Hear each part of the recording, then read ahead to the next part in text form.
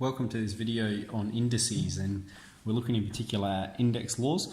A lot of this is assumed knowledge, so I'm not going to go right into the details of it. I've listed the laws here for you. Some of them are sort of repeating one another, and I provide an example of how to use that law as well. So not my finest table I've ever drawn, but please utilise that so you can understand the laws. We will just recap what an index is. So the A is our base and the N is our index or power. So A to the power of N, that means A times A times A times A dot dot dot dot times A N times. So a good example here, if we have 5 to the power of 3, 5 is the base, 3 is the power. So it means we have 5 times itself 3 times. 5 times 5 times 5, and we could write that as 125. We could write it as 5 to the power of 3, or we could write it in expanded form out like this.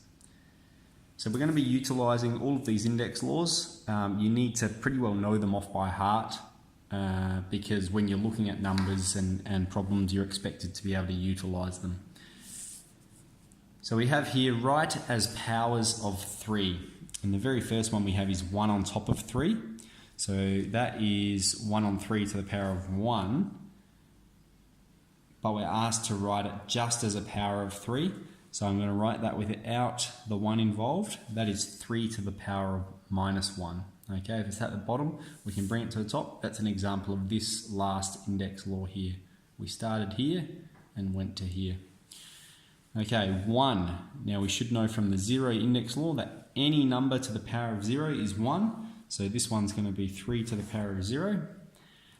81, we're going 3 to the power of what equals 81, and it's 3 to the power of 4. So we know that 3 to the power of 4 is 81, so then what could we represent as 1 on 81? That would be 1 on top of 3 to the power of 4, which would be 3 to the minus 4. Okay. Here we have 9 on 27 to the power of x. Now we want to write this as a single power of 3. So this one's a little bit more complex. So that is 3 squared on top of 3 to the power of 3 to the power of x. Okay, an index law there, that's just going to be expansion. So we have 3 to the power of 2 on 3 to the power of 3x.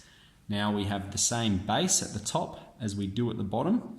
So we're doing a direct application of this second index law. The top power take the bottom power. So this would be 3 to the power of 2 take away 3x. The top power take away the bottom power. That's how we got our answer there.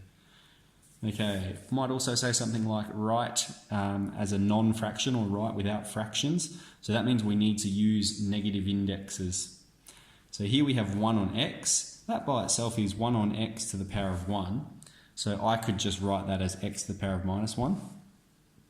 Over here we have, then we've got take away, we've got 4 lots on top of x squared, 4 on top of x squared. So that would be take away 4 lots of x to the minus 2.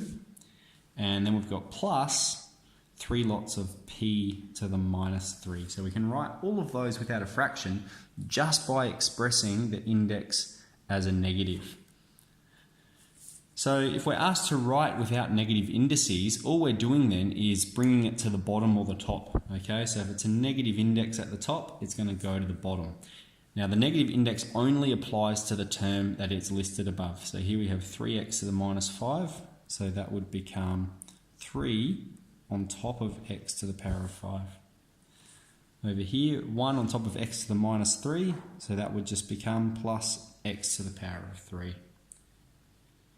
So we didn't do real simple ones. These are assumed knowledge, but these are some questions that you'll encounter and that you're expected to know how to do. So good luck with them ones.